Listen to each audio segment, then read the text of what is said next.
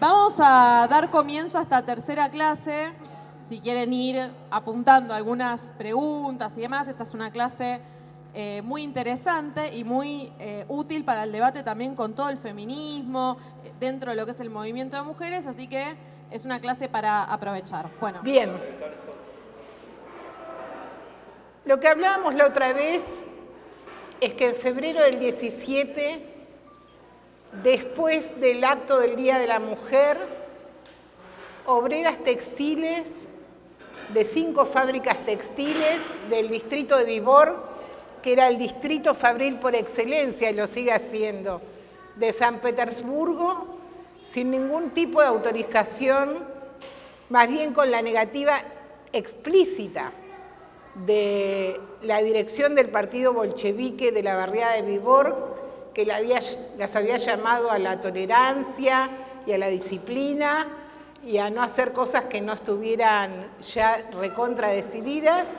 Se declararon en huelga general, conquistaron al conjunto de los trabajadores de Vibor para la huelga general, lograron controlar el sistema de transporte público, que eran los tranvías, y de esa manera garantizar que obreros de otras barriadas pudieran salir hacia el poder político, y armaron postas sanitarias de distribución de armas, de liberación de detenidos y de detenidas, porque a esa altura toda la clase obrera de San Petersburgo se iba sumando. En el término de 4 días, la huelga iniciada por las mujeres, por las obreras textiles, logró derribar casi un milenio de zarismo, de la dictadura de los zares, de la Iglesia ortodoxa, medieval, supersticiosa,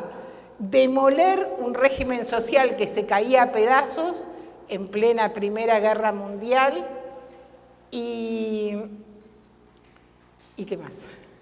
Sin embargo, no fueron las textiles ni los metalúrgicos de Putilov los que tomaron el poder.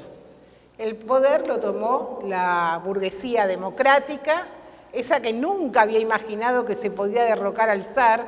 El partido cadete, que era el Partido Demócrata Constitucionalista de Rusia, no tenía en sus planes la construcción de una democracia burguesa, no le parecía que era posible. Máximo a lo que aspiraba era construir una democracia a la británica, donde se mantuviera la corona, pero hubiera un congreso, una Duma, se llamaba en Rusia, donde se pudieran votar representantes y demás. Bueno, las chicas demolieron todo esto. Y entre febrero y octubre, la división del movimiento de mujeres ruso va a tener características irreconciliables. ¿Por qué? Tal vez tengan presente que yo les conté que había movimiento feminista en Rusia. Había una organización que se llamaba Liga de Mujeres por la Igualdad, estaba presente en las ciudades más importantes. En general estaba formada por hijas o esposas del funcionariado, del enorme funcionariado del régimen zarista, y que cuando vieron que llegaba al poder, primero la democracia burguesa, primero el príncipe Lov, después un eserista, un miembro de la derecha del Partido Socialista Revolucionario, consideraron que su utopía había sido cumplida. Había un gobierno democrático burgués en Rusia.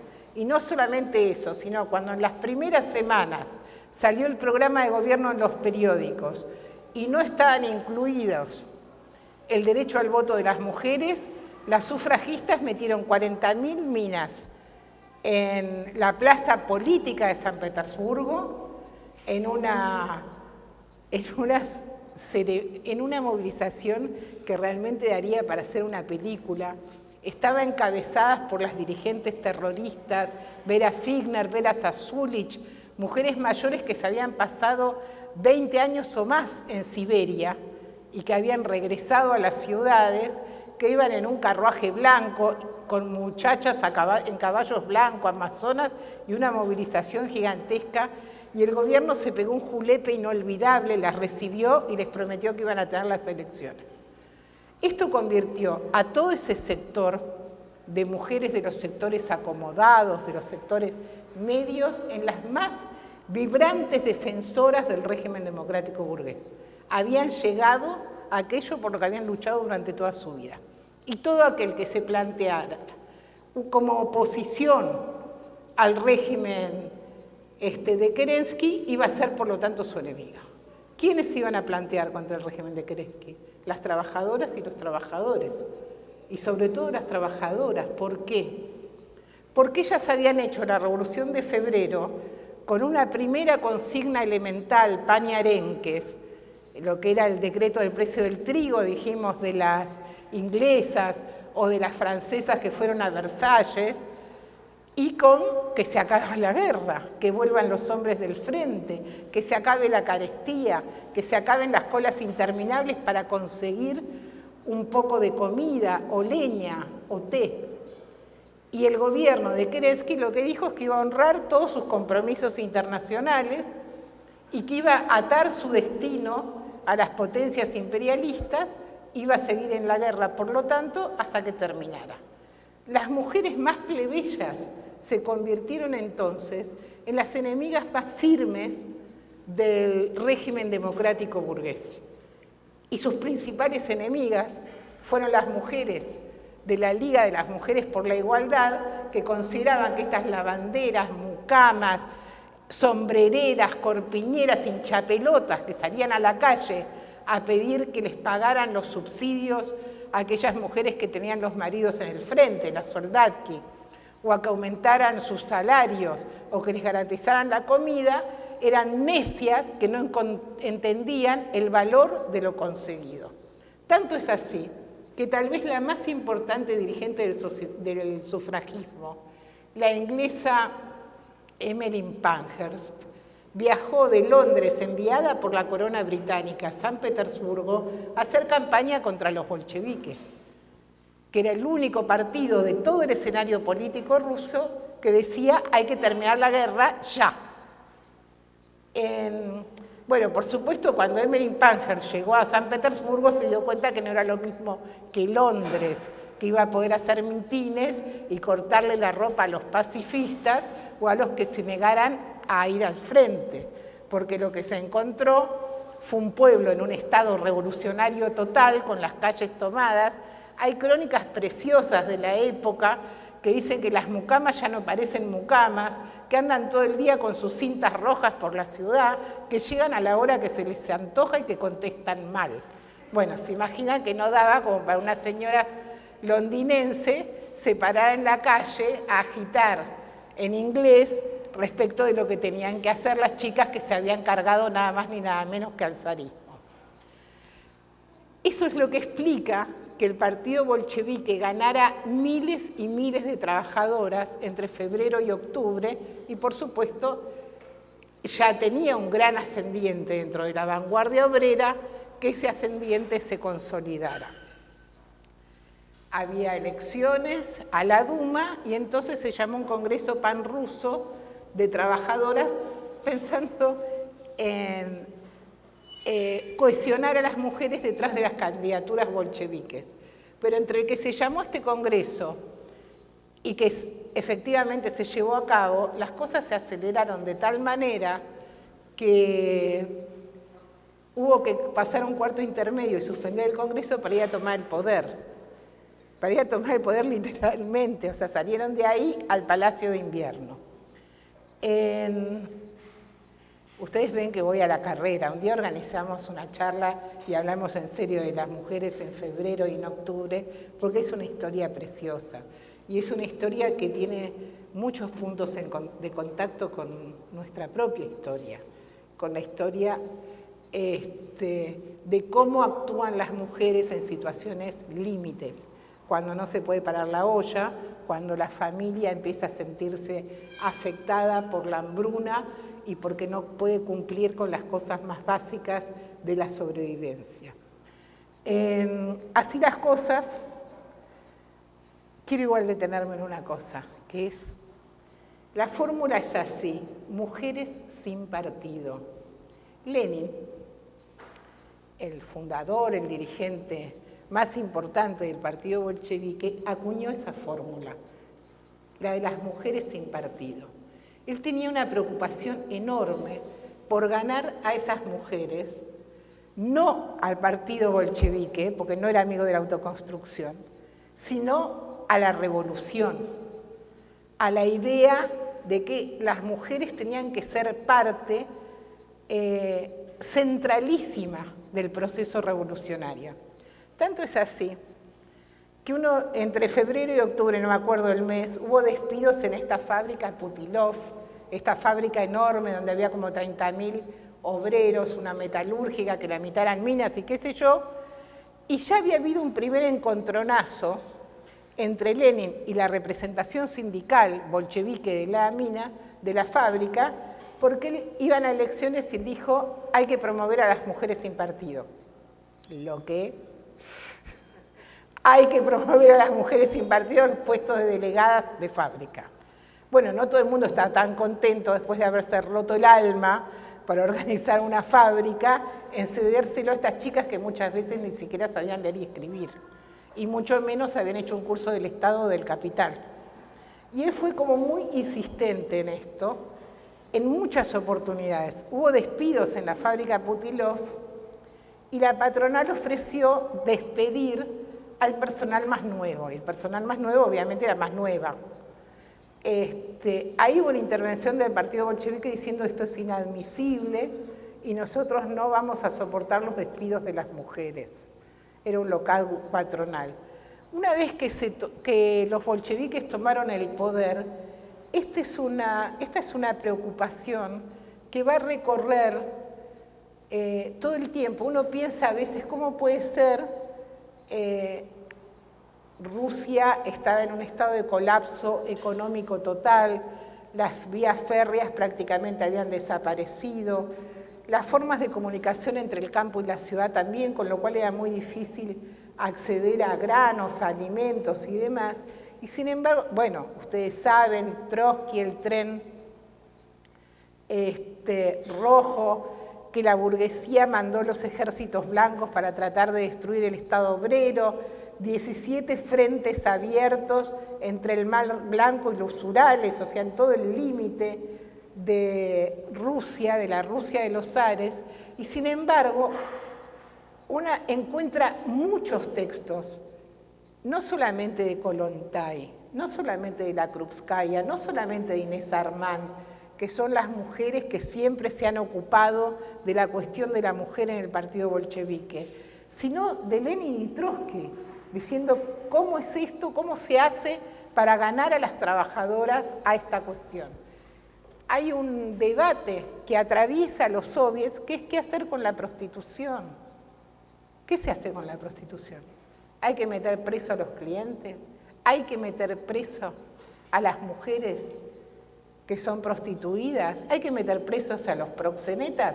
No son preguntas de balde. Por ejemplo, el soviet de Kronstadt dice a los dos, porque la prostitución es contrarrevolucionaria, separa a la clase obrera, así que tanto la mina como el tipo engallola.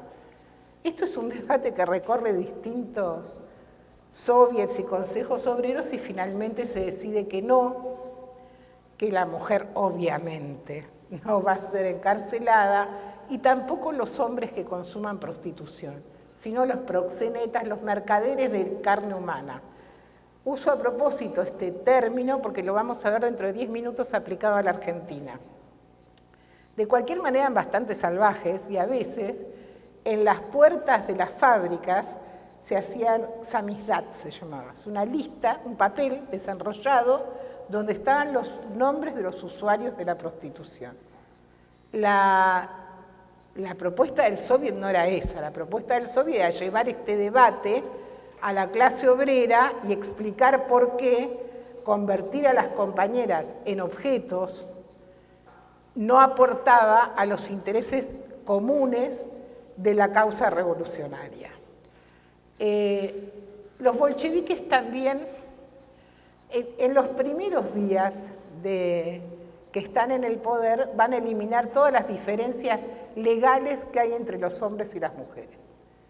Y entre los niños, porque en Rusia, igual que acá, igual que en cualquier lado, los niños estaban divididos en 4 categorías: legítimos, ilegítimos, adulterinos, y no me acuerdo cuál era la cuarta, siempre me olvido de una, que eran los hijos incestuosos, digamos, que estaba prohibido averiguar el origen, estaba prohibido averiguar la paternidad.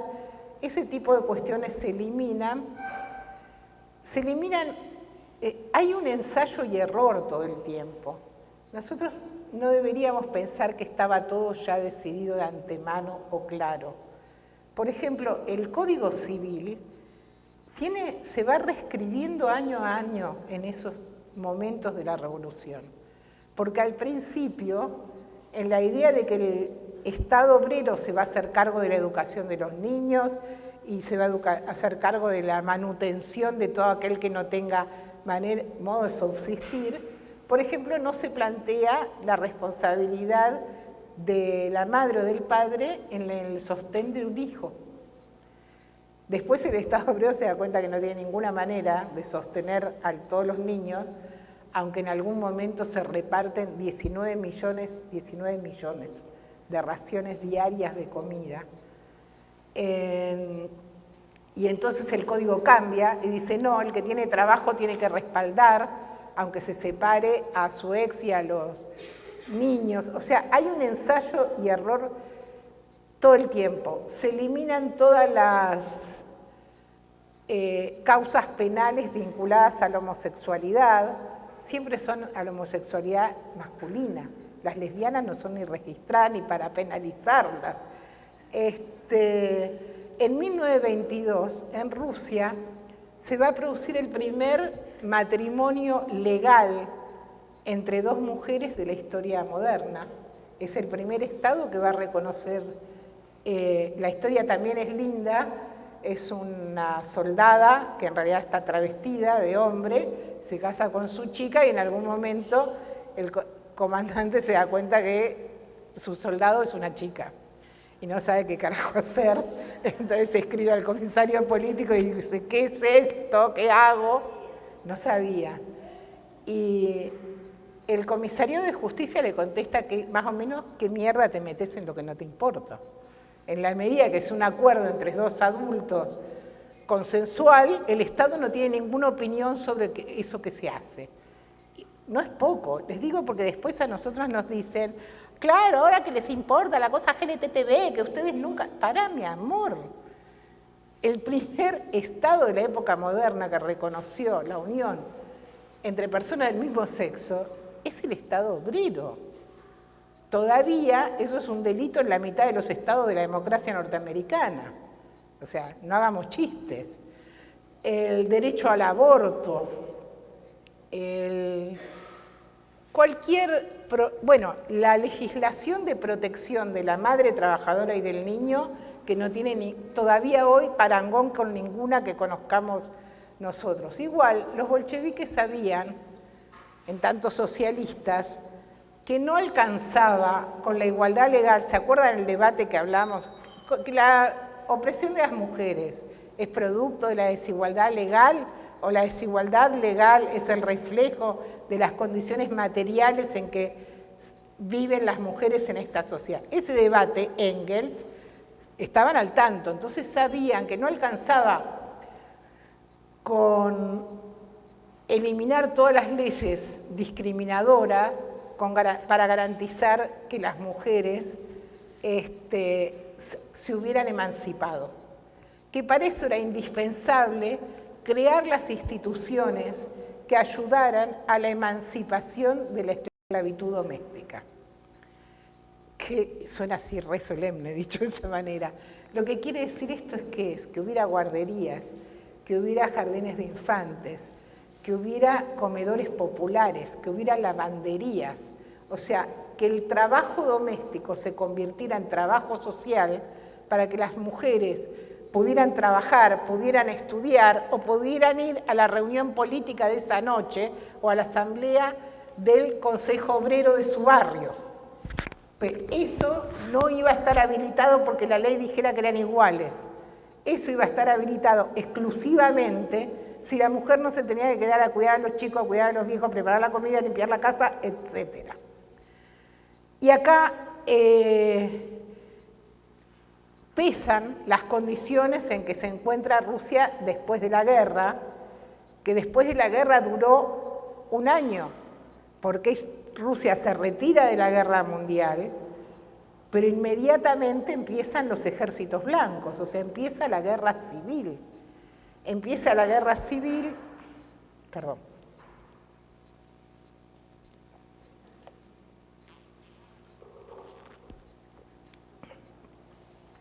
Y los pocos pasos que se habían avanzado en el bienestar de la población retroceden vertiginosamente.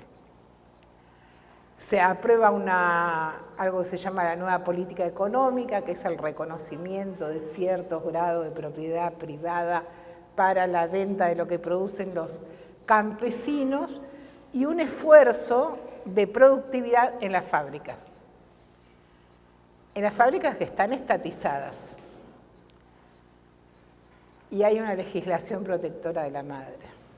Entonces los que tienen el control de las fábricas, ¿saben qué hacen? Echan a todas a las minas y dejan a los tipos que no tienen ninguna protección y van a garantizar niveles de productividad como para salvar al Estado obrero. Por favor, tratemos de poner las cosas en su...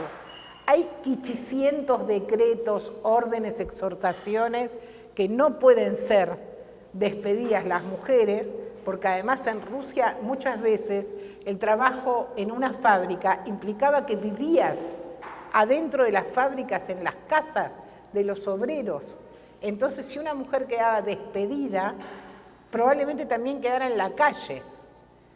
Es un momento de enorme disgregación social, de hambruna. O sea, hay hijas de miembros del Comité Central del Partido Bolchevique, como una hija de Kamenev, que murió de inanición. O sea, no hay comida, no hay jabón, es un estado de colapso del Estado obrero que se trata desesperadamente de defender.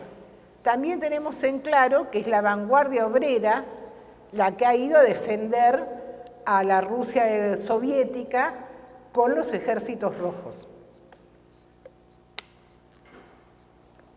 Hay una explosión de la prostitución y hay aproximadamente 9 millones de niños vagabundos que pululan por el campo, se roban la comida, se roban la leña, incendian, niños es una manera, o sea, niños y adolescentes.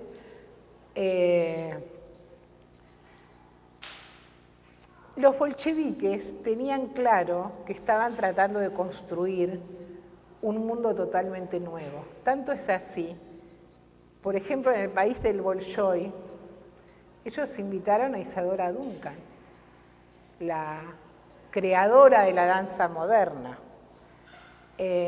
Como fracasaban sistemáticamente en tratar de institucionalizar, reincorporar a la sociedad a estos niños vagabundos, llamaron a todas las corrientes habidas y por haber, funcionalistas, freudianos, a discutir cómo se hacía para que estos chicos quisieran volver a reintegrarse a la sociedad.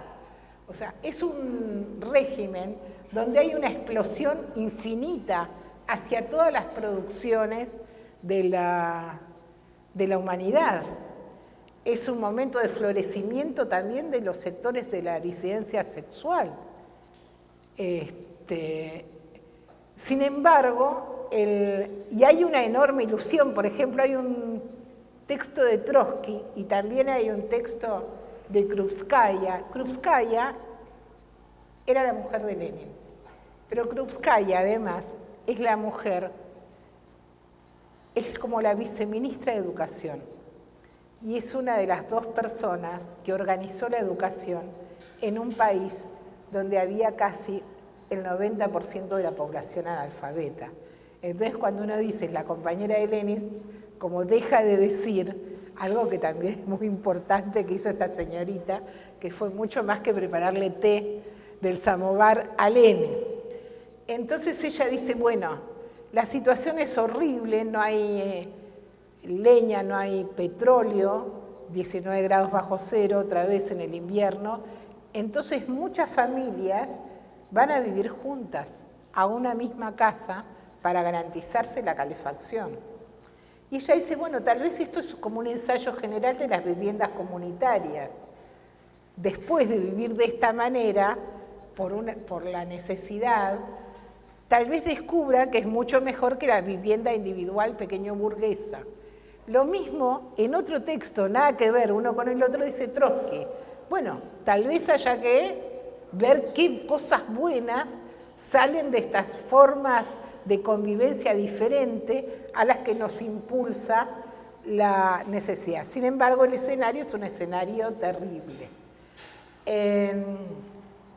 Las cosas se están poniendo feas y entonces, ustedes se acuerdan que habíamos dicho como que la primera internacional discutió cuál era el papel del trabajo, de las mujeres en el trabajo, si estaba bien que las mujeres trabajaran y fueran expuestas a los horrores del taller, o si esta incorporación a la producción social era la herramienta para que pudieran emanciparse. Todo este debate que en la primera internacional es y en la segunda internacional es qué formas organizativas se tienen que dar los partidos socialistas para que las mujeres se interesen en sus programas y en su militancia y cuál es el lenguaje en que los socialistas se tienen que acercar. Y Zetkin, que avanza un poco más, dice cuáles son las formas organizativas que tiene que tomar la cuestión de la mujer en el socialismo y cómo hacemos para poner todas las reivindicaciones legítimas de las mujeres, pero en el terreno de la lucha de clases, en el camino del poder de los trabajadores. En Rusia se avanza, bueno, en Rusia tampoco era tan fácil que las mujeres tuvieran organizaciones propias, pero ante este escenario, quiero decir que cuando, sobre todo Alexandra Kollontai propone hacer organizaciones autónomas, genera bastante resistencia. ¿Qué querés, dos partidos? Va a haber un partido de mujeres y uno, ella cuenta esto, uno de hombres. Sin embargo, ya aparece otra vez Lenin, que es un osado, que dice, las mujeres sin partidos necesitan un lugar en la revolución. Y tiene que haber una organización de las mujeres sin partido, y tiene que haber una organización del partido que se dirija a ellas para incorporarlas a las tareas revolucionarias. Y funda algo que se llamó, una joya poco valorada, que se llamó el Zenotdel. El Zenotdel era como la Secretaría de la Mujer, no quiere decir mucho más que eso. La primera va a dirigirlo Inés Armand, que es una destacadísima bolchevique, amiga íntima de Lenin, que muere rápidamente por la tifus. Lo va a dirigir en algún periodo Alexandra Kollontai, pero Kollontai empieza a tener divergencias adentro del partido y se va a correr de esas tareas. Lo va a dirigir Eliasarova, que es esa chica de la que hablamos que estaba en febrero organizando la distribución de armas en la revolución. La función que tiene es organizar a lo que se llama las delegatki.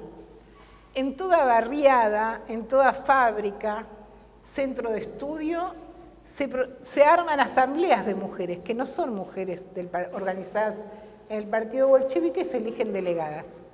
Y esas mujeres se incorporan a todos los estamentos del Estado y del poder político, con un mandato que en general no supera los 6 meses, pero por ejemplo 6.000 de esas mujeres van a intervenir en el Ejército Rojo, van a intervenir en las fábricas, donde además van a tener un cargo como de inspectoras, con lo cual se van a convertir, por ahí hay un texto que dice que las Soldatki, no las Soldatki, las Telegatki, se convirtieron en las peores enemigas de los mujik.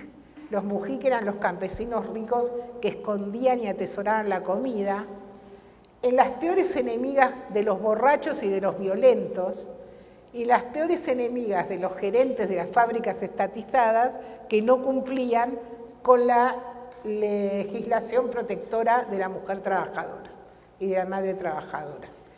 Tienen un lugar espectacular estas chicas que a los 6 meses vuelven a su pueblito en Ucrania con una experiencia política enorme y ya nadie les pone caramelos en la boca si ellas no tienen ganas. Lo que garantiza Lenin y las mujeres del partido bolchevique que se ocupan de esto, porque hay otras a las que no les gusta tanto esto, es una organización como un enorme tentáculos de las mujeres colocadas en todos los lugares de poder de la Revolución de Octubre. La cosa se está poniendo fea, ustedes saben que Lenin tuvo un ACV al poco tiempo, pero ya antes de que él muera hay un proceso de burocratización que tiene que ver con que la revolución no se ha extendido a Alemania, se extendió a los Balcanes pero fue derrotada. Como este proceso que nunca se pensó como un proceso nacional en los límites, por extensos que sean, del Imperio ruso, no logra tomar un carácter internacional. En un país además que está devastado por la guerra y por este tipo de desorganización social de la que hablaba. Muerto Lenin, esto va a tomar una velocidad enorme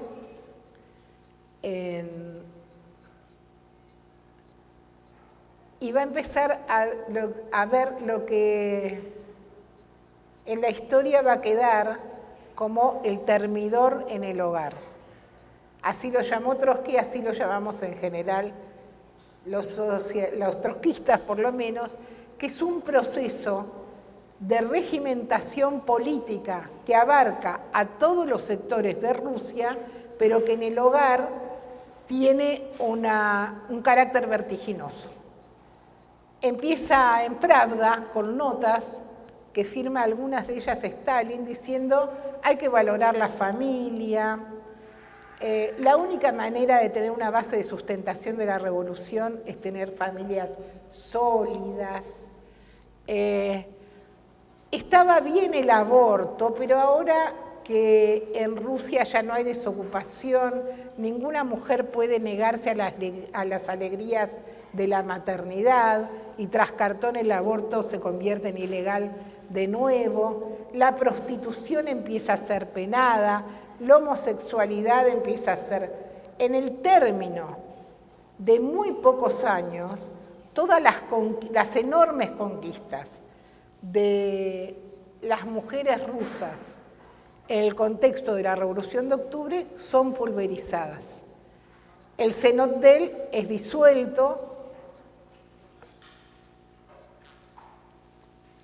y si bien nunca se ilegalizó el aborto, está claro, el divorcio, está claro que si los intereses de la revolución son que las familias sean sólidas y perdurables, y vos te estás decidido a divorciarte, tal vez el comisario político de tu fábrica piense que no sos un buen revolucionario.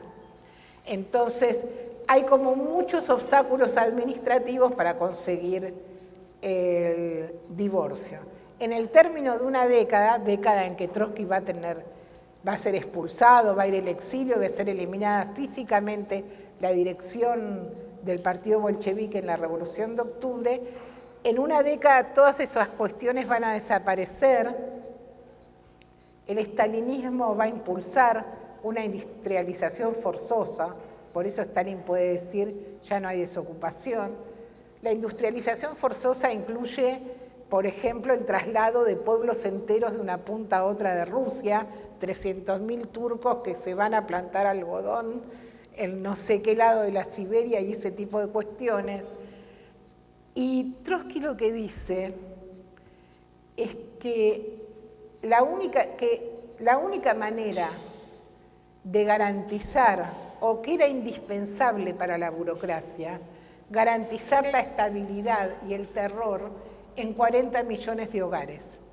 Y que para eso había que volver al hogar pequeño burgués, con una mujer sometida a la esclavitud doméstica, porque las mujeres volvieron a trabajar. Pero a diferencia de la promesa de la Revolución de Octubre, que era que iban a poder militar, estudiar, trabajar, y el Estado se iba a poder hacer cargo de la educación y de la crianza de los chicos para que ellas pudieran hacer esto, lo que va a encontrar son promesas de que va a tener electrodomésticos del nivel de lo que tienen las trabajadoras norteamericanas. Es como una paradoja horrible de la historia, pero la promesa es eso, que va a tener lavadoras, que va a tener licuadoras, y que entonces la tractorista soviética, que cuando éramos chicos era como el modelo de mujer potente, cuando se dejaba el tractor, prendía el lavarropas. Nada que ver con los objetivos de la revolución en sus inicios respecto del lugar de las mujeres. Bueno, lo vamos a tener que dejar acá, porque esto en realidad era de la clase anterior, y nos vamos a tener que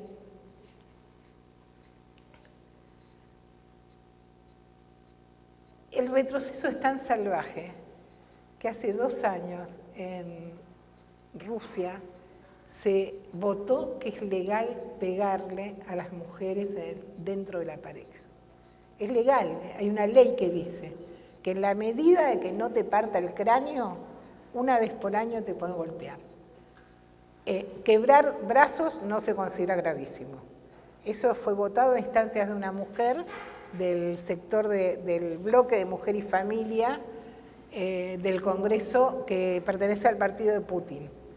O sea, realmente el regreso al salvajismo, uno podría decir, después de esta primavera maravillosa de octubre, en donde Isadora Duncan podía enseñar danza moderna y las mujeres podían convertirse en las controladoras de todo el régimen político sin formar parte del aparato del partido que controlaba el Estado. Es una maravilla eso. Por eso tal vez un día valga la pena que nos juntemos para ver exclusivamente las mujeres y los bolcheviques y las trabajadoras y demás. Hoy teníamos que ver, pero yo estuve muy charlatana el otro día, un tema que es re bonito, que es algo así como ¿y por casa cómo andamos? Que es, mientras todas estas cosas pasaban en el mundo, ¿qué pasaban en las pampas? Así que vamos a respirar hondo y vamos a arrancar con las pampas. Sí.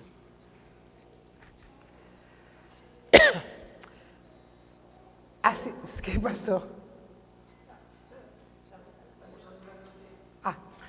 En 1880, la Argentina se definió ya como un país agroexportador, o sea, como un país que iba a vender sus materias primas al mercado mundial y que iba a hacer que se las devolvieran manufacturadas. Sin embargo, para que esto fuera posible, necesitaba varias cosas. Necesitaba puertos, necesitaba vías férreas, necesitaba la tierra roturada para que fuera del ganado que iban a comer los ingleses en su casa, carnecita tierna y apetecible, y no chúcaros de la pampa.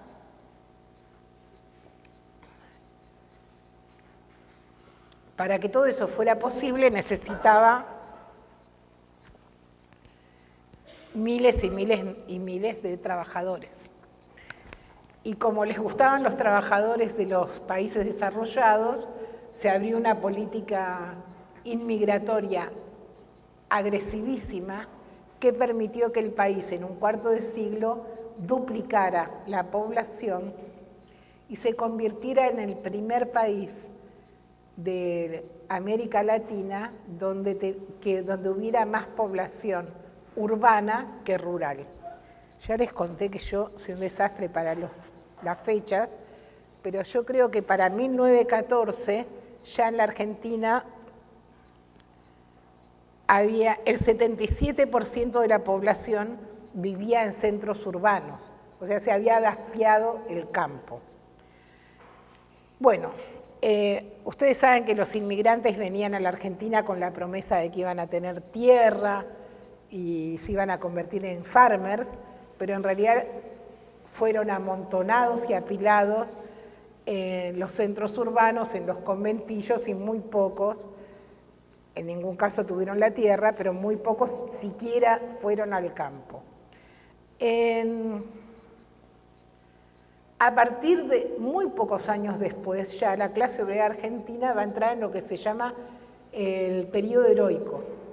Entre 1880 y 1920 vamos a tener una clase trabajadora guerrera que se planta ante la oligarquía con huelgas de características insurreccionales.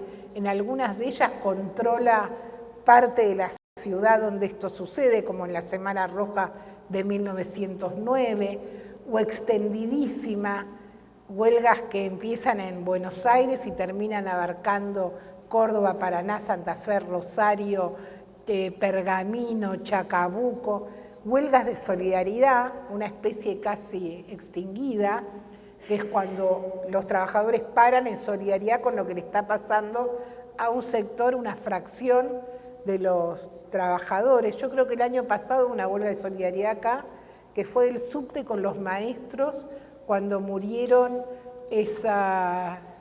en Moreno. Ahora ustedes se dan cuenta que para que uno la recuerde así, pues yo no me acuerdo de muchas otras en los últimos 30 años. En esa época no tenía nada de inusual, o sea, y mataban a Sacco y Vanzetti y había una huelga general en muchísimos lugares y países donde se concentraba la clase obrera.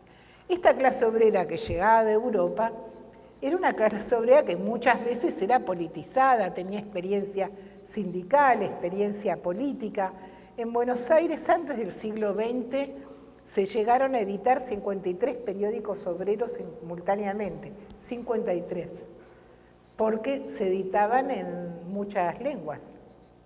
Los actos del 1 de mayo tenían oradores cuyos discursos eran a veces en 5 idiomas diferentes, para que los trabajadores pudieran entender en yiddish, en gallego, en piamontés, en alemán, en castellano, o sea, ya me estoy yendo a cualquier lado. No, pero igual está bueno, porque nosotros en general, o por lo menos yo repetí muchos años, que si acaso existe algo que es el argentino, eso se fundió en la escuela pública. Y una vez me dijeron, en la escuela pública y en el patio del conventillo, donde estaban todas las nacionalidades, todas las experiencias más divergentes, y sin embargo en la convivencia de esas familias se fue nutriendo algo de lo que salió lo que somos. En la situación legal de las mujeres. La situación legal de las mujeres, ¿se acuerdan del Código Napoleónico? Bueno, no era muy distinta, teníamos un código acá, el de Vélez Sarsfield, que decía que las mujeres éramos como menores de edad.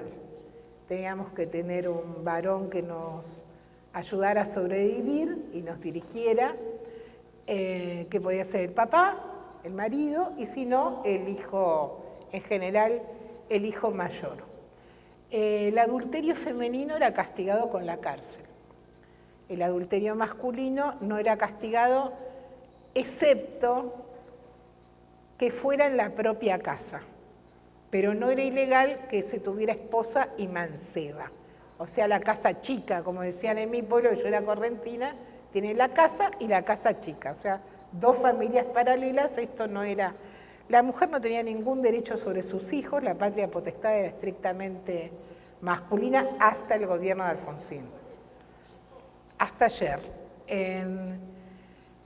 Y las mujeres para poder trabajar tenían que estar autorizadas por su marido, cosa que por supuesto dentro de la clase obrera eso no existía, pero en los sectores medios sí existía. El derecho a estudiar, el derecho a trabajar tenía que ser autorizado por el hombre de la familia. ¿Qué hacían las mujeres? Bueno, las mujeres trabajaban en el campo, por ejemplo. Las mujeres de los pueblos originarios eran arreadas, los hombres eran llevados a los yerbatales, a los de la industria azucarera, que ahora se me fue, ingenios, a hacer las vías férreas, y su familia, o sea, las mujeres y los chicos, eran distribuidos como personal de servicio en las ciudades del país. Trata de India sería en este caso.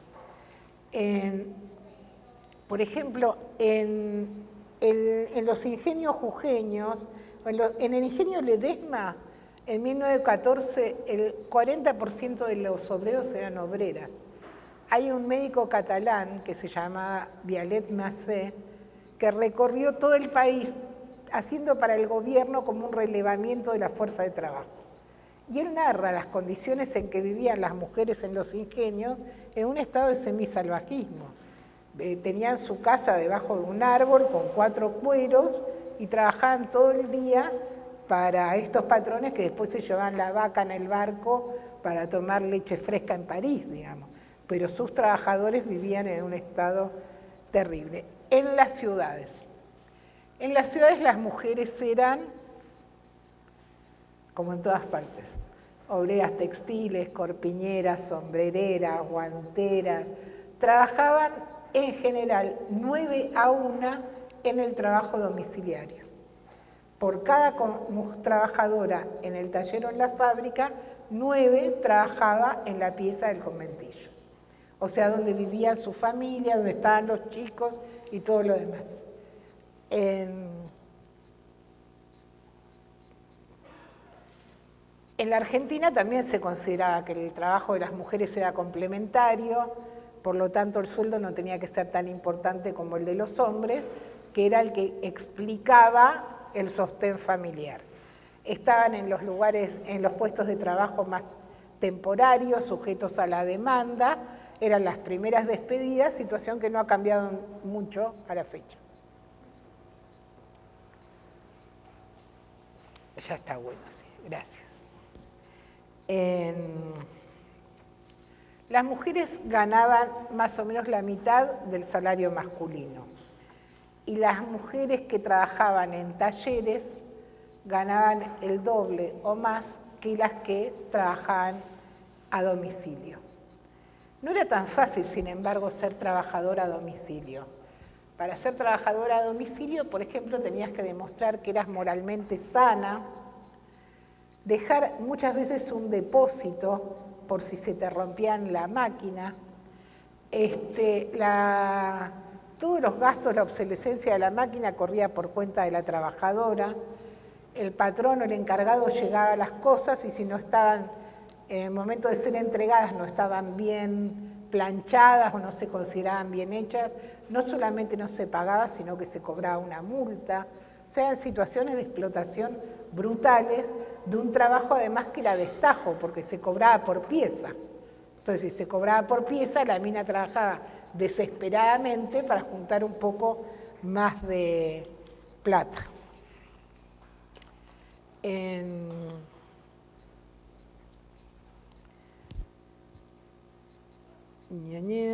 Bueno, también había trabajadoras de cuello blanco, porque junto con el puerto y el ferrocarril tenía que haber electricidad, tenía que haber teléfono, tenía que haber bancos. Entonces muchas mujeres de los sectores medios o eran maestras o trabajaban en las telefónicas o en este tipo de empresas. En las organizaciones obreras. Desde su inicio, el movimiento obrero argentino tiene 2 corrientes políticas que son las que hay en todo el mundo, las socialistas y las anarquistas. las anarquistas, las anarquistas, hay intelectuales anarquistas, hay mujeres de las clases altas anarquistas. Nos vamos a referir a los anarquistas de la sección, de la fracción organizadores, que son los que trabajaban en los sindicatos y demás.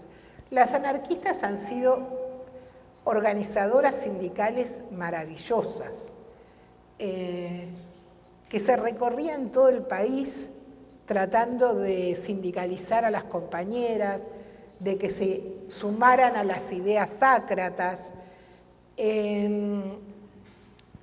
Las anarquistas fundaron, por ejemplo, escuelas libres, agrupaciones filodramáticas, coros, un trabajo cultural enorme.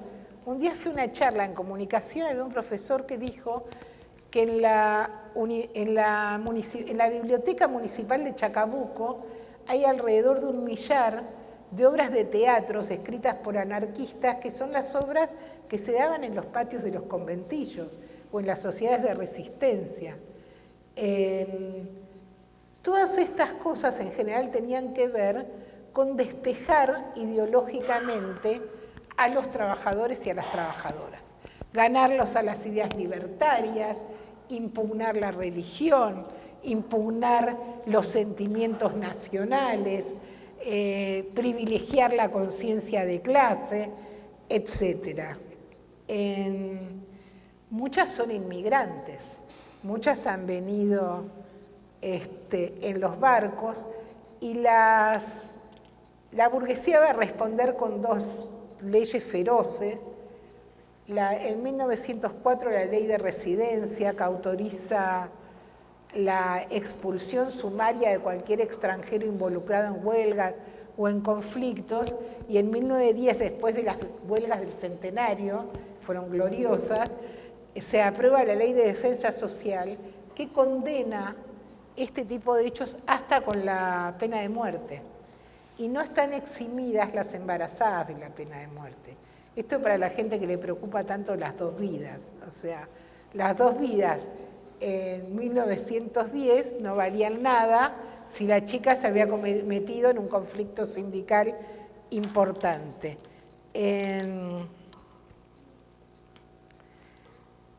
Las anarquistas, además, tienen una crítica radical del sistema social más allá de la explotación laboral. Cuestionan la familia, cuestionan la relación con los propios compañeros. Por ejemplo, ellas son defensoras de la maternidad, pero tienen una prédica de que una mujer no debería tener más de 2 hijos, porque tengo textos hermosos para leerles y no tengo tiempo de hacerlos, pero después va a estar a disposición de ustedes si lo quieren. Donde ellas dicen eso, dicen, ¿qué es esto de considerarte una paridora ininterrumpida? Un hijo es una bendición, es la luz, es el futuro, todo lo que vos quieras, entonces está bien, y te dedicás después a hacer la revolución social y a enseñarle a él para que la haga. Son muy críticas, tienen un debate sobre la prostitución, y aunque en general se consideran amigas y hermanas de las prostitutas, van a tener una campaña muy fuerte también dentro de la clase trabajadora para convertir eso, para denunciar a lo que ellos llaman los traficantes de carne humana, el proxenetismo, la trata de blancas y demás. Otra vez tenemos corrientes políticas que se plantean una crítica general del régimen social, porque se plantean derribarlo. Una vez, por eso es la época heroica, porque es una clase obrera que no está burocratizada, que no ha sido expropiada políticamente. Entonces, hasta 1920, que comienza la expropiación, digamos, y la burocratización de las organizaciones obreras, nada de lo humano es ajeno a estas corrientes. Opinan sobre todo, fundan las socialistas, de las que vamos a hablar ahora, fundaron, por ejemplo, la Liga contra la Tuberculosis, porque había muchos tuberculosos entre los trabajadores. Entonces también daban hábitos de cuidado de la salud. no solamente alfabetizaban, no solamente instaban a la participación en la vida cultural de los trabajadores, sino también combatían el alcoholismo o la violencia o los tratos ásperos entre compañeros, gente que después no tenía ningún problema en apelar a la violencia más dura cuando correspondía. Algunas cosas que... Oh, shit, perdón, me olvidé de pagar esto.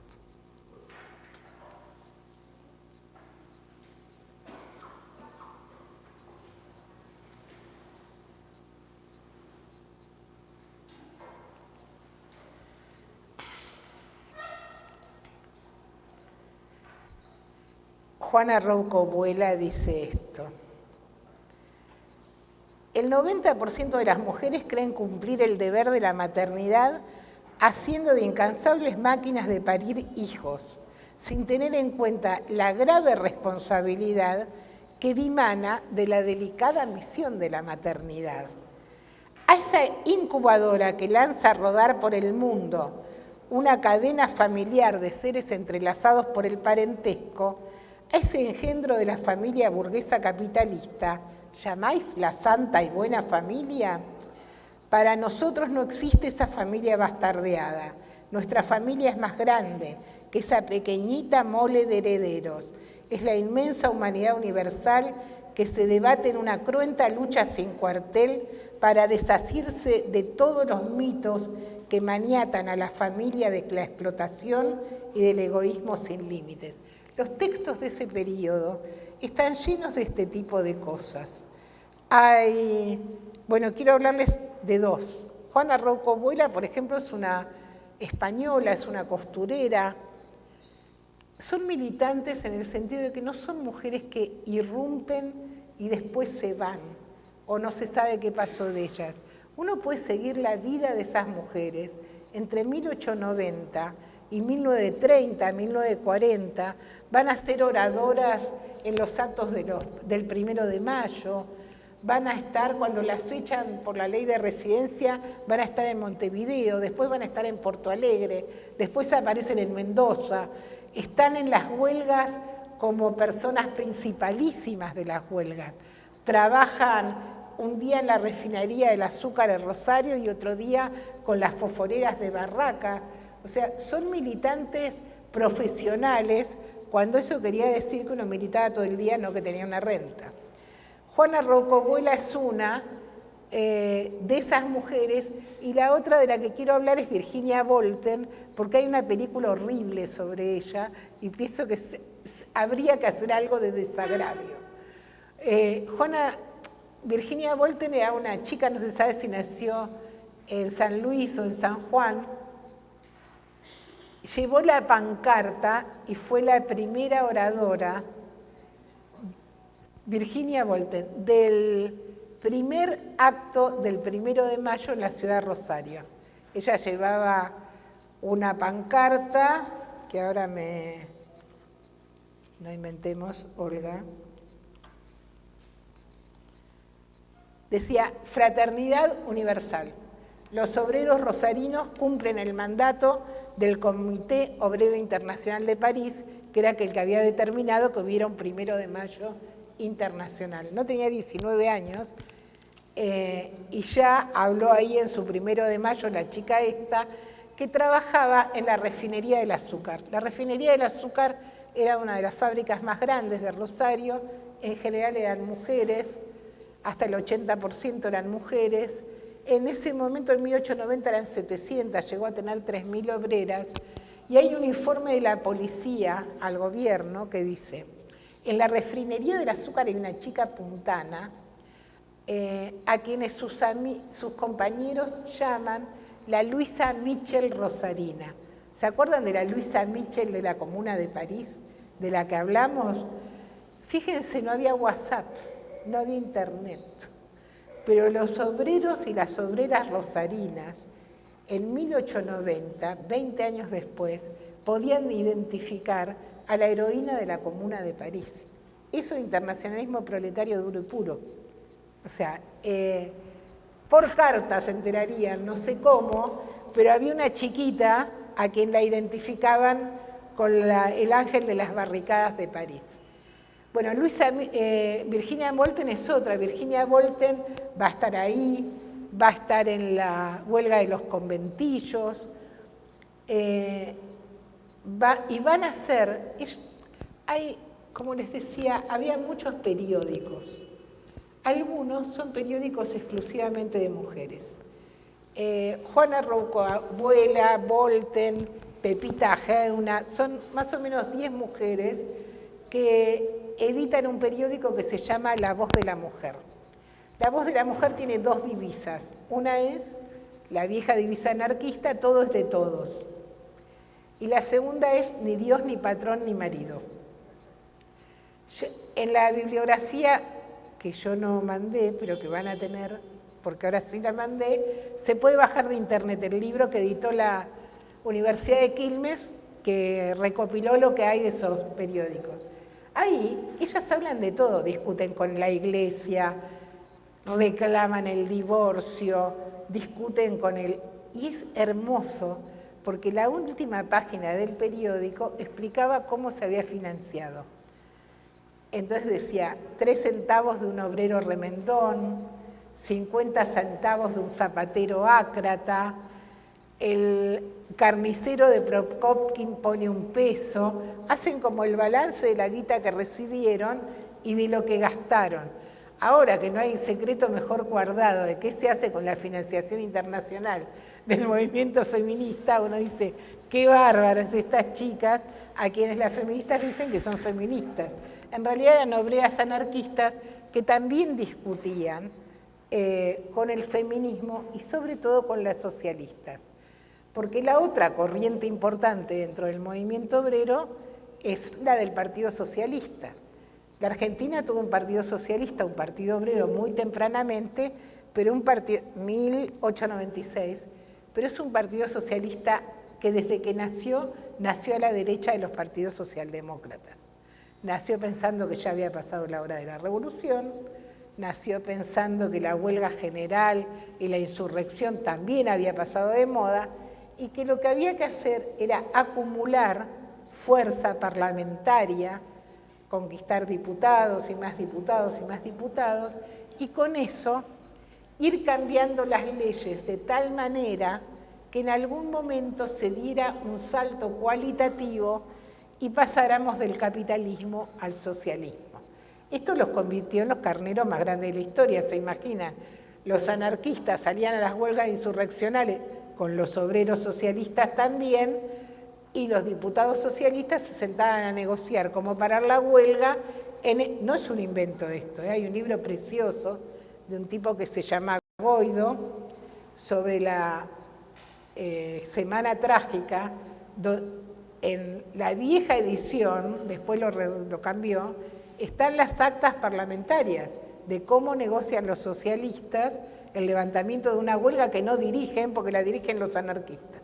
Bueno, pero me estoy yendo a otro tema. Las mujeres del Partido Socialista tenían un perfil diferente, pero también eran organizadoras de sindicatos. Ellas tenían como una CGT, que se llamaba la UGT, la Unión General de Trabajadores o Gremial de Trabajadores, y después formaron la UGF, que era la Unión Gremial Femenina, donde estaban nucleados los sindicatos de mujeres. Hay 2 mujeres que destacan, o que a mí me parecen más simpáticas, que Alicia Moró de Justo. Una es Gabriela Conny de la Perrière. Gabriela Conny de la Perrière era una mujer francesa, una hija de la Comuna de París. Cuando fue la Comuna tenía 10 años, que bueno, se enamora de un sanitarista argentino, se viene a vivir a Buenos Aires. Su marido es un médico sanitarista muy importante y le consigue como un cargo honorario de inspectora. Y la mina se pasa la vida revisando las condiciones de trabajo de las obreras y sobre todo de las niñas en los talleres. Porque cuando estamos hablando de obreras, estamos hablando de obreras desde los 6 años en adelante.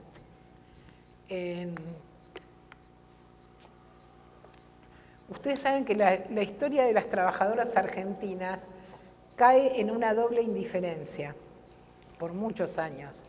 Y es que en general las mujeres del movimiento feminista que han escrito de todo lo que tiene que ver en relación a las mujeres, en una fragmentación que incluso a veces puede resultar exasperante, lo único que no les interesa es la pertenencia de clase, su papel como trabajadoras. Y cuando escriben libros que uno aprende muchas cosas de ellos, son libros como los de Zaira Lobato y demás, escriben a las mujeres trabajadoras en sus conflictos con los hombres de su propia clase y no con los patrones. Y a la vez, los historiadores del movimiento obrero no hacen ninguna división genérica. Entonces uno lee sobre las grandes huelgas docentes y el detalle de que los docentes son en su inmensa mayoría las docentes, y entonces esto establece peculiaridades diferentes en cualquier conflicto sindical, tampoco. Entonces yo me encontré, por ejemplo, con una huelga en la chocolatería Saint a principios del siglo XX en contra de los castigos corporales, porque los capataces, los supervisores, tenían derecho a pegarles a los aprendices. Y después hay un libro de Juan Carlos Torres, que es el único que hace este distingo, y en realidad en las fábricas de la alimentación, en las chocolaterías, prácticamente no había hombres, excepto en este tipo de cargos. O sea, las que les pegaban eran las aprendizas, que no es lo mismo. En 1903 ya hay huelgas que tienen que ver con el acoso sexual. Por ejemplo, en la textil Barolo. ¿Vieron el Palacio Barolo, el que queda en la Avenida de Mayo? Bueno, el Palacio Barolo, que se llamaba así su dueño, lo hizo con la guita que sacaba de las obreras textiles de su algodonera. Tenía varias algodoneras. Tenía un régimen ferozmente restrictivo. Las mujeres iban a los baños acompañadas por los capataces para que no se distrajeran en el baño. Y había muchos abusos y demás. Una de las primeras huelgas de las obreras del Barolo tiene que ver con esto, con el acoso y abuso sexual por parte de los capataces, o castigos corporales, este tipo de cuestiones. Bueno, las socialistas hicieron, esta Gabriela Coni de la Perrier, un relevamiento intensísimo de esta cuestión, y es una mujer extraordinariamente creativa. Entonces, ella observa que las trabajadoras no comen, o que comen muy mal. Entonces propone, nosotros tenemos una divergencia importante, por ejemplo, con las mujeres del movimiento feminista, que piensa que la resolución del trabajo femenino en el hogar es una distribución democrática de tareas con los hombres. Nosotros no estamos de acuerdo con que nadie se cargue la vida limpiando, cocinando, barriendo, cuando el desarrollo de la ciencia y la técnica permitiría casi sin ningún problema que las tareas del hogar se socializaran. Bueno, esta chica, por otras razones, también pensaba cosas similares. Entonces, no decía el que llega temprano cocina primero, sino dijo hay que armar centros de alimentación en las zonas fabriles, en donde las obreras en su horario de descanso puedan salir a comer comida nutritiva y después se la lleven a la noche a su casa para no tener que cocinar. Y eso se está discutiendo en este país en el año 1903, compañeros. O sea, hay retrocesos que uno no puede creer que se hayan producido. Gabriela Coni de la Perrier se supone que escribió el texto de muchas de las leyes que Alfredo Palacios llevó después al Congreso, leyes de protección del trabajo de las mujeres y los chicos, del trabajo domiciliario, sobre la base de estas investigaciones. Murió muy joven, a los 40 años, y la otra gran dirigente de la causa de la mujer en el Partido Socialista es Carolina Musili. Carolina Musili es hija de inmigrantes italianos, es una costurera. Con su trabajo de costura de estajos se pagó sus estudios en el Lenguas, un colegio para chicas de otra clase social. Ella trabajaba y de esa manera logró estudiar. Y se incorporó muy jovencita al Partido Socialista y muy jovencita también empezó a hacer este tipo de relevamiento de las condiciones de trabajo. Se murió a los 27 años de tuberculosis y para ese entonces ya había dejado 3 libros sobre el grado de explotación de las mujeres o sobre el papel de la Iglesia en la opresión de las clases trabajadoras. Y ella es una de las fundadoras del Centro Socialista Femenino, junto con las hermanas Cherkov y otras mujeres, en donde se debatía de una forma mucho más moderada, pero se debatía también cómo construir familias en las ideas del progresismo. Así como las anarquistas decían en las ideas revolucionarias, las socialistas decían que las mujeres tenían el deber social fundamental de criar a sus hijos en las ideas del progreso social. Tanto anarquistas como socialistas tenían una política enérgica de cooptación de las mujeres, y las mujeres se sumaban.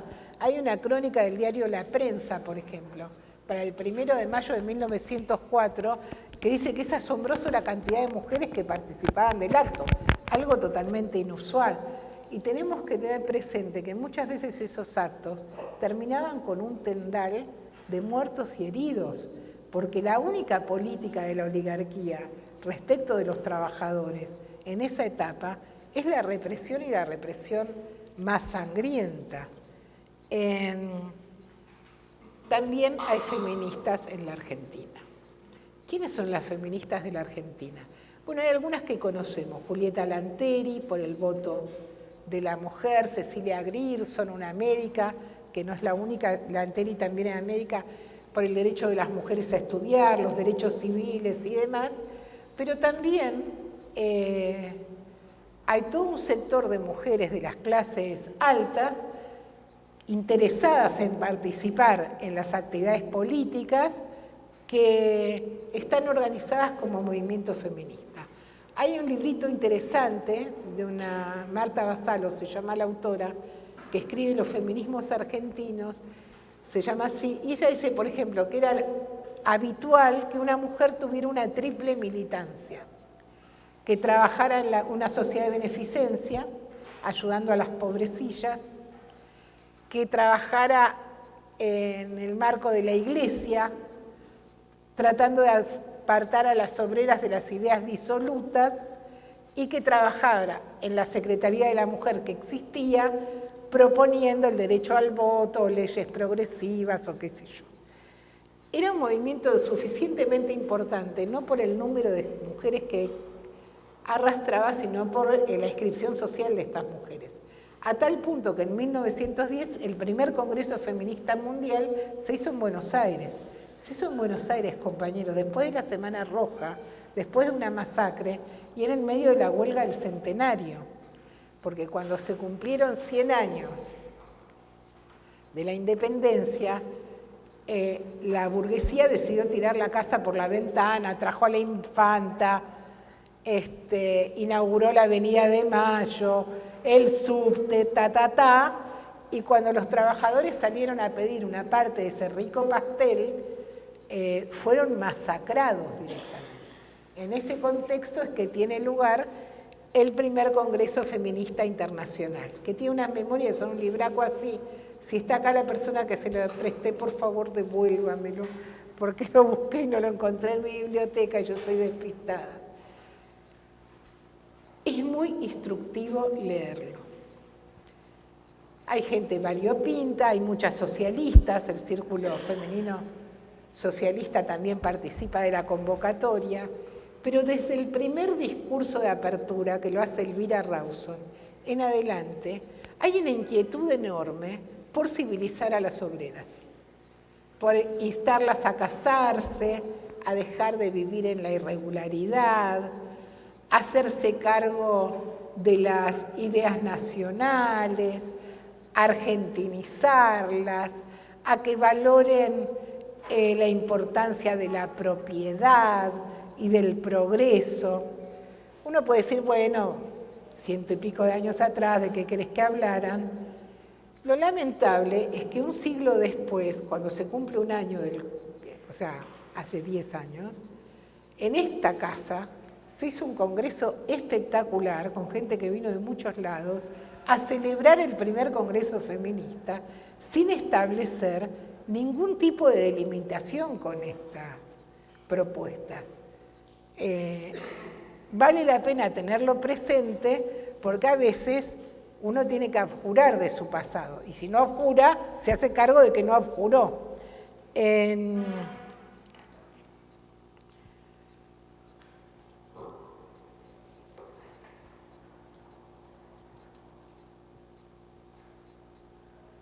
El debate sobre tanto la FORA, que es como la Central de Trabajadores Anarquista, como la UGT, desde su primer congreso va a incluir, y obviamente el programa de los partidos, va a incluir lo que hoy llamaríamos el programa de la mujer.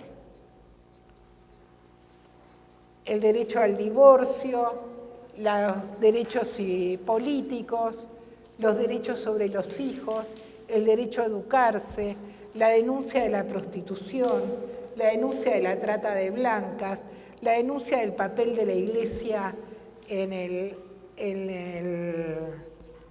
embrutecimiento de las mujeres, la creación de escuelas libres para combatir estos prejuicios de la Iglesia, todas las igual salario por igual trabajo, todas guarderías, jardines de infancia, derecho a la silla, protección de la trabajadora embarazada, este programa está incluido en el programa de la FORA, del UGT y de los sindicatos. ¿Por qué? Porque no existe nada que uno pudiera llamar el programa de género. Porque las organizaciones de trabajadores no se les ocurre que tienen intereses disociados los trabajadores y las trabajadoras. Entonces la lucha contra la prostitución o contra la trata está desde el primer programa de la FORA o del UGT como una meta, como si hoy la CGT tuviera, en el caso de que tuviera algún programa reivindicativo, la lucha contra la trata de personas. Esto va a ser una constante hasta el comienzo de la burocratización de las organizaciones sindicales. No va a haber ninguna diferenciación. Cuando las organizaciones sindicales empiezan a burocratizar, a tener relaciones o estar subordinadas directamente al Estado y al clero, el programa de la mujer va a desaparecer, va a ir extinguiéndose hasta desaparecer totalmente. Y en realidad va a desaparecer de la manera más total, por distintas razones, hasta la tercera ANT, o sea, hasta el año 2003.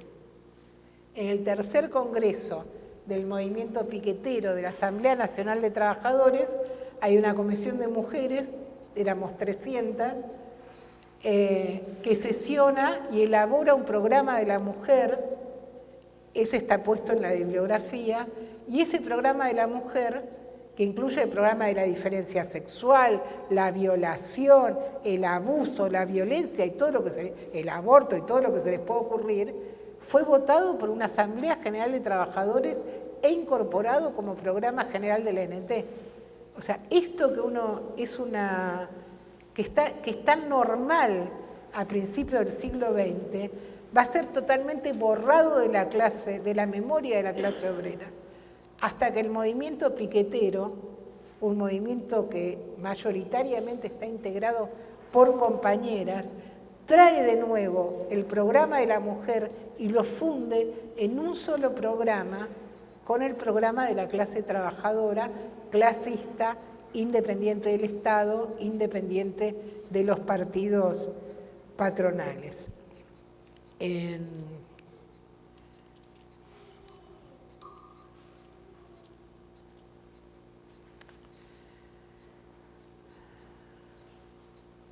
1901, primer congreso de la Fora, igual salario por igual trabajo. Denuncia que el trabajo infantil y femenino es utilizado para abaratar los salarios. Prohibición del trabajo a las mujeres en lo que pueda constituir un peligro para la maternidad o un ataque a la moral.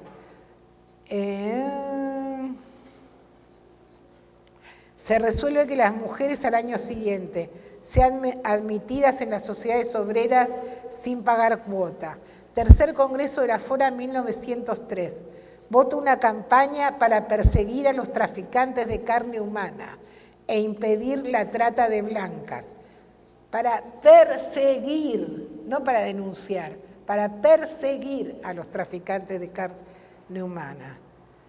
1904, fundación de escuelas libres donde la mujer puede educarse emancipada de los prejuicios religiosos y sociales.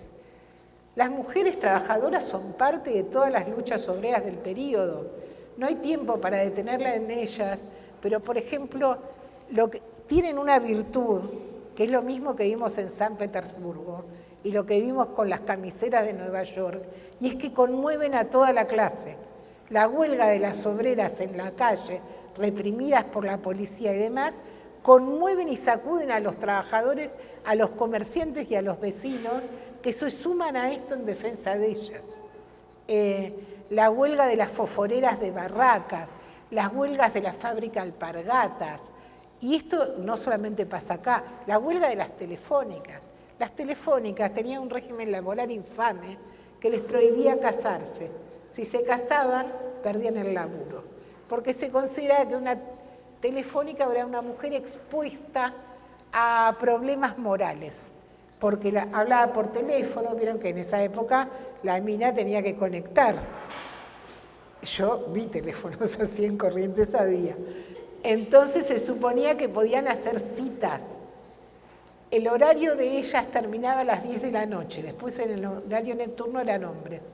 Pero entonces una mujer que salía a las 10 de la noche, ¿cómo iba a cuidar a su mujer, a su marido y a sus hijos? Entonces, si se casaba, la echaban. Y esto duró hasta 1935. Las huelgas de las telefónicas son gloriosas, hay muchos textos, hay canciones de la época sobre las chicas que estaban en la sucursal del 11 y salen a la calle en manifestación, digamos. Nosotros nos han expropiado nuestra propia historia. Es casi imposible encontrar esto. Hay que hacer como un trabajo de recolección de un pedacito acá, un pedacito allá, un pedacito. No está contado. Es muy difícil hacer la bibliografía por eso, porque no hay 2, 3 libros donde esta información esté agrupada. Miren, la primera huelga de mujeres, es imposible que termine esto.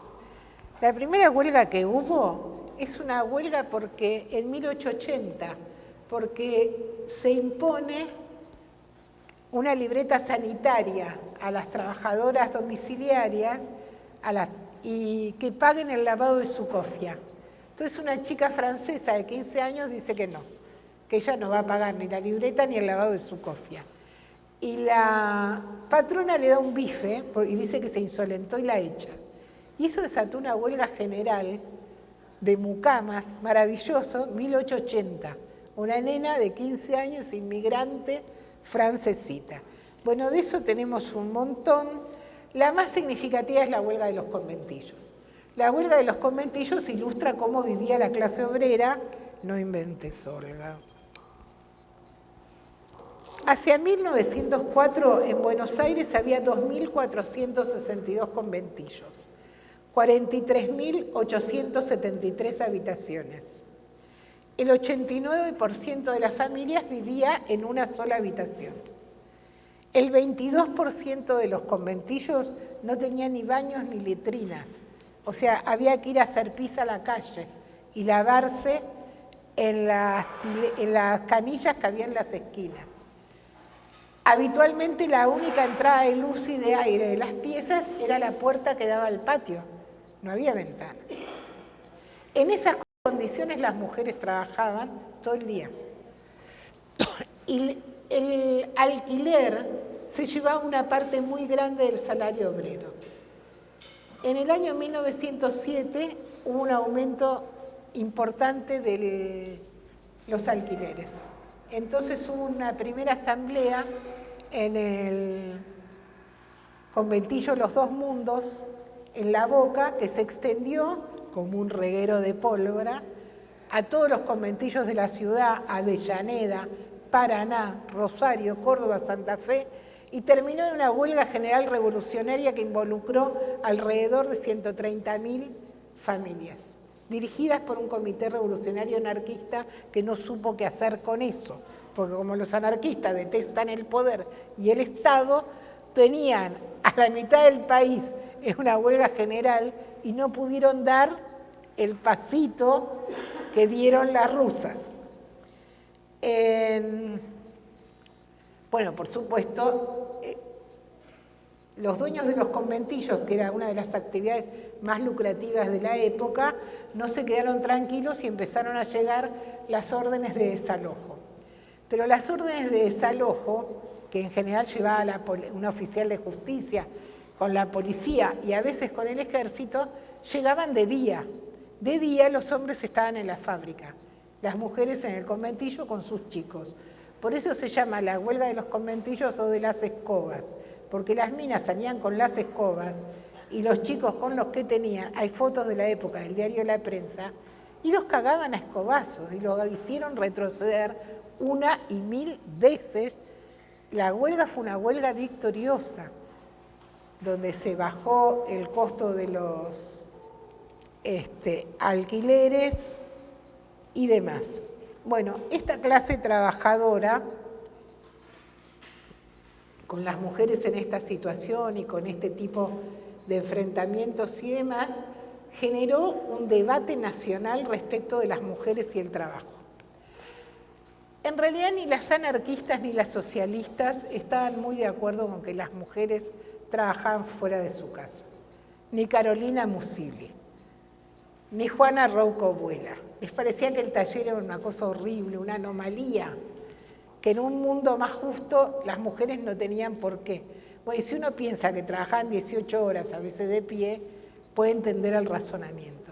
También está el razonamiento de que el salario femenino llega para depreciar el salario general de la clase trabajadora. Hay mucho eso. También están los prejuicios. Por ejemplo, los anarquistas tenían un diario que se llamaba La Protesta o La Protesta Humana. Era diario, salía todos los días. Y en la época de oro también tenía un vespertino que se llamaba La Batalla.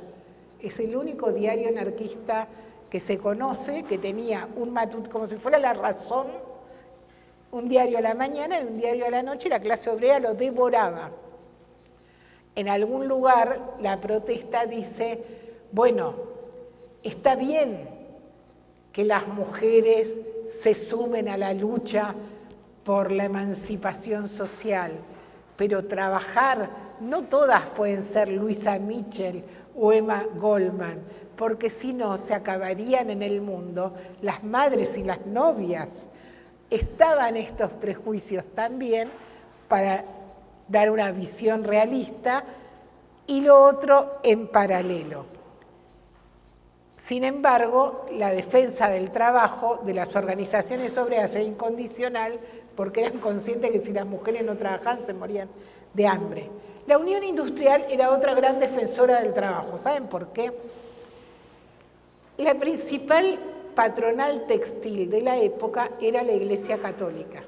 La Iglesia Católica tenía los orfanatos y los asilos donde se llevaba a todas las mujeres que no tenían un hombre al lado. A las huérfanas, a las viudas, a las madres solteras, etc. Esas mujeres estaban en los asilos, pero tenían que pagar su manutención. Y lo hacían cosiendo, bordando y demás, para mayor gloria de Dios. Todo lo que se producía en los asilos de la iglesia se vendían a una institución que se llamaba sastrería militar. Era la sastrería, no era militar, era la sastrería del Estado. El Estado le compraba a la iglesia toda su producción, que eran desde las sábanas de los hospitales y los guardapolvos de los médicos hasta lo que se usaba en las escuelas o de los presos y demás. Hasta que la Unión Industrial Argentina dijo que eso era competencia desleal porque ella no tenía trabajadoras esclavas, ella tenía que pagarles un salario.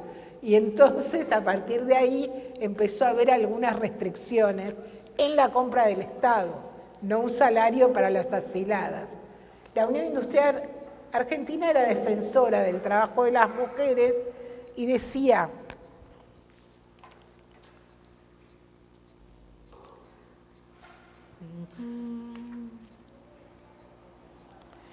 no podemos menos que bendecir a todos los industriales que emplean sus elementos, su inteligencia y su genio emprendedor en empresas tan útiles para la mujer, sacándolas de la holgazanería y el abandono. Sin embargo, del lado de los enemigos del trabajo estaba en primer lugar los médicos sanitaristas.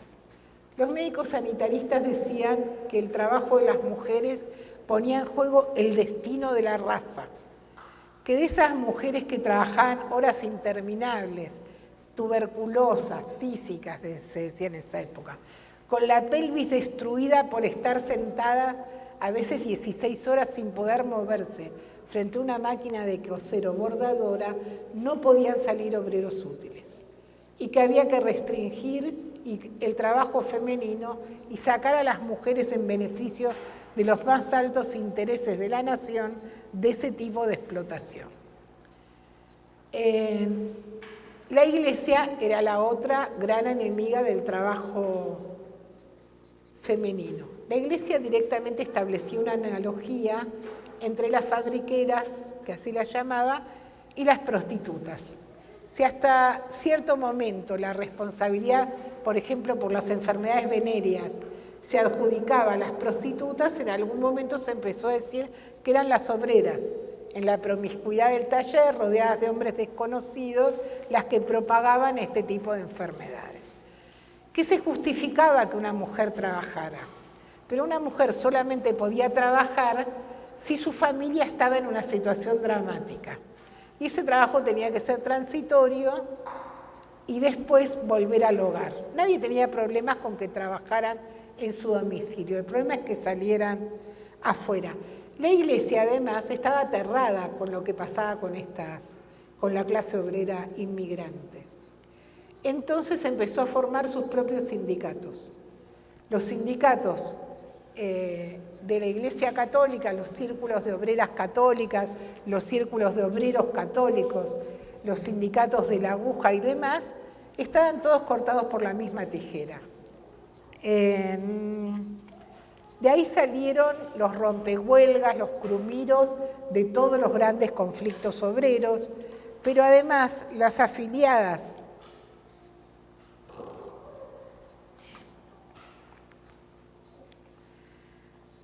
el obispo de Andrea formó los círculos de obreros católicos para, cito, resguardar la moral cristiana frente a los avances del materialismo socialista y anárquico. Los afiliados a nuestros sindicatos deben respetar la patria, la religión, la familia y la propiedad privada. Salvar la sociedad, la tradición, la propiedad y la familia. Las vanguardias de obreras católicas, por ejemplo, desfilaba en contra de las huelgas del centenario. A veces eran directamente en las huelgas de la Semana Trágica, los círculos de obreros católicos fueron a tratar de reemplazar a los obreros huelguistas. También se proponían nacionalizar a los hogares y feminizar a las trabajadoras. La descripción de las anarquistas y de las socialistas, cito, eran mujeres monstruosas de nariz ganchudas, labios bestialmente sensuales y ojos de chancho que llegan a imponer condiciones en la casa. Es muy impresionante porque se parece mucho a la descripción de un judío, ¿no? O sea, es el mismo...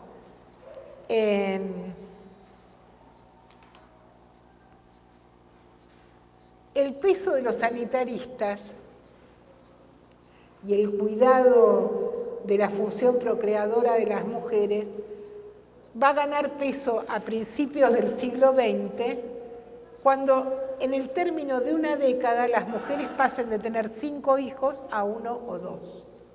Las mujeres se empiezan a casar más tarde, las que se casan, y no tienen tantos chicos. Y esto enciende todas las alarmas de un régimen social que ha impulsado una inmigración feroz para poblar la pampa. Y si no, las chicas no tienen niños, ¿cómo carajo las va a poblar? Entonces empieza a haber una política de maternalización.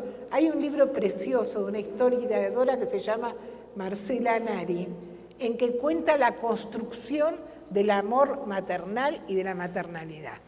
Si uno pregunta, ¿me tengo que ir? Llego hasta donde llego, no puedo cortar más. En todo caso, haremos después. 8. ¿Me quedan cuántos? Bien.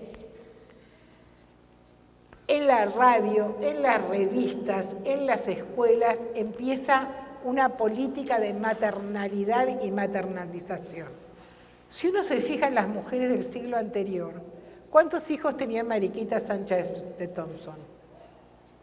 Juana Zurduy, nadie tiene la más puta idea, porque a nadie le importa en su carácter de madre a esas mujeres. No hay una maternalización de esas mujeres que son sujetos políticos en las guerras de la independencia o demás. Acá lo que empieza a establecerse es una sinonimia entre mujer y madre. Y la femineidad es la maternalidad de una mujer como función social. El cuerpo femenino es un cuerpo construido para tener hijos y para procrear. Esto empieza a machacarse de una manera feroz sobre las mujeres. Mire una revista de la época, Luisina me va a matar. 1930. ¿Saben qué es una madre? Una cosa que el niño ama. Un amor hecho a prueba de toda clase de dolores y género de ingratitudes. Un corazón que no se cansa nunca de sufrir. Es impresionante, virginal, higiénica, nodriza, amorosa. La feminidad acabó reduciéndose a la maternidad y la mujer a la madre. En 1940, ya en plena reacción política, ya con los sindicatos burocratizados y todo lo demás, se va a reunir el Congreso de Población. El Congreso de Población donde participan todos, la Unión Industrial, el clero, la sociedad rural, la Bolsa de Comercio, las universidades y demás, discutiendo cómo hacer para poblar el país, cómo hacer para incentivar más niños. Y se resuelven algunas cosas que en general no fueron puestas en práctica, pero por ejemplo, un impuesto para los matrimonios estériles. Las mujeres que no tenían hijos pagaban, eso se llegó a aplicar, pagaban se les descontaba una parte de su sueldo para favorecer a las familias que sí cumplían con la patria. Estimular en la mujer sus aptitudes hogareñas, limitar cada vez más el trabajo de la mujer fuera del hogar. Esto estoy leyendo, modificar las costumbres urbanas de las mujeres en lucha activa contra ambiciones dañosas, necesidades artificiales y costosas, que no salga a competir con sus padres y maridos. Bueno, de esto tenemos un montón para sacar a las chicas del problema, del laburo. Pero vieron que el capitalismo es un régimen pleno de contradicciones. Tenemos una crisis total de las economías regionales, hay una migración desde las provincias hacia los centros urbanos y también de los países limítrofes. Se llenan las ciudades de cabecitas negras y esa migración, a diferencia de la primera, que es fundamentalmente masculina, esta es fundamentalmente femenina. Y esas chicas llegan a la ciudad no a buscar un marido, aunque tal vez también, sino a buscar un trabajo en las industrias de sustitución de importaciones, porque estamos en la Segunda Guerra Mundial y no llegan al país.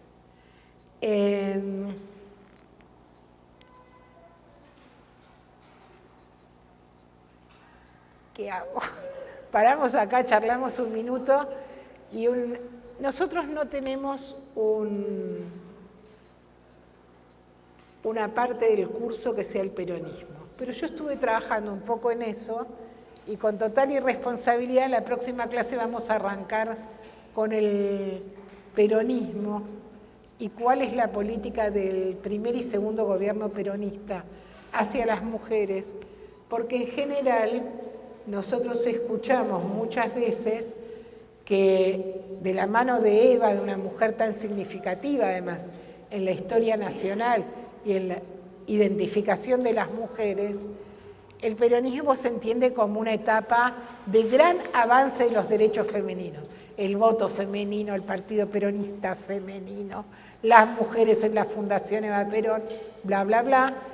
Y en los primeros 10 minutos del próximo viernes vamos a hablar un poco de cuánto de esto es cierto y cuánto de esto es mirar con un solo ojo, y vamos a tratar de meternos en lo que se llama el feminismo de la segunda ola o la gran segunda ola del movimiento de mujeres, eso lo tendremos que develar juntos, y qué pasó en nuestro país con esos desarrollos del movimiento feminista hasta nuestros días.